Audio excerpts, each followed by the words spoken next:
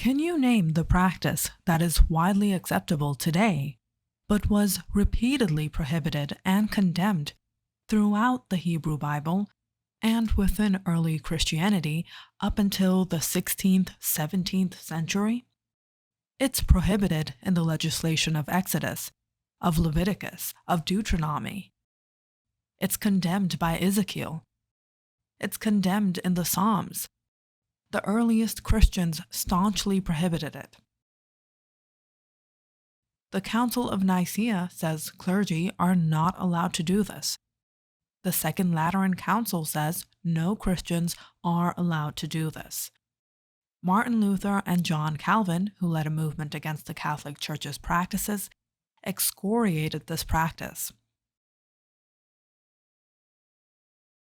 But today, it is widely defended by Christians. Here's what a scholar has said about this. The Christian Church from the beginning set the seal of its disapproval on this practice and waged a long and stern battle against it. It was, however, always a losing fight. As can be seen from the repeated decrees of the various church councils, the long list of canons forbidding it did not succeed in stamping out the practice even among the clergy themselves. In addition to these formal decrees, a long list of ecclesiastical writers have left us with writings on the subject. Some fragments of Apollonius preserved in the ecclesiastical history of Eusebius, Clement of Alexandria, Tertullian, Cyprian, Commodian, Lactantius, Athanasius, Cyril of Jerusalem form a list of the most important sources showing the influence of the Church Fathers against the practice. In the 4th century, Basil the Great, in his 2 homilies on the 14th Psalm, and both the Gregories, as well as Chrysostom in the Eastern world, wrote vigorously against this, one of the foremost evils of the time.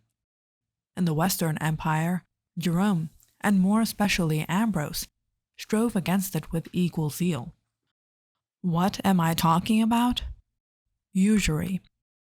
Any interest rate is called usury. And in the history of mankind, in Christian nations, lending money for an interest rate was illegal. Christians would lend for 0% or didn't lend at all. So if usury was illegal for the Christians, and Christians could not charge usury interest, who did the lending? How did usury become so prevalent in the society? Usury was started by these people. They started charging money to lend money. And in a couple of generations, what would happen to the economy? These people would end up owning everything because when the Christians couldn't pay up, their land and property possessions would be taken to fulfill that loan. And what would the king do about this? The king would then round up these people and banish them out of the country. Then they would go to the next country, and what would they do? The same thing. And what would the king do? Round them up, banish them out of the country. This went on for thousands of years, and this is why these people in history have had no country. Because the law of the land of Christian nations strictly prohibited usury. No money lending, and they would start the money lending. They would start the central bank to compete with the king. Subsequently, the king would throw them out.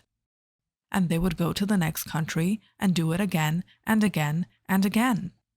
So what is the reason usury was so strictly prohibited? Why was it illegal in Christian nations and Christian philosophy? What made it such a big deal? Because usury would literally enslave people.